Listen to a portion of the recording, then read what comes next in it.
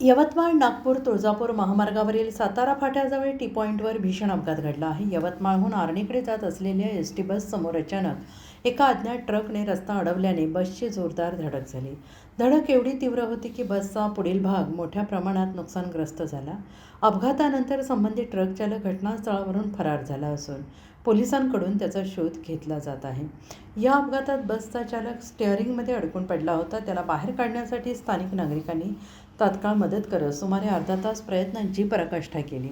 अखेर मोठ्या प्रयत्नानंतर चालकाला सुरक्षित बाहेर काढण्यात आलं आणि या घटनेत चालक आणि वाहक यांच्या पायांना गंभीर दुखापत झाली असून त्यांना तातडीनं उपचारासाठी रुग्णालयात हलवण्यात आलं आहे. दरम्यान बसमधील 4 ते 5 प्रवासी किरकोळ जखमी झाले असून त्यांच्यावर प्राथमिक उपचार करण्यात आले. अपघातानंतर काही काळ वाहतूक विस्कळीत झाली होती आणि या घटनेची माहिती मिळताच पोलिसांनी घटनास्थळी धाव घेऊन पंचनामा केला असून पुढील तपास सुरू आहे.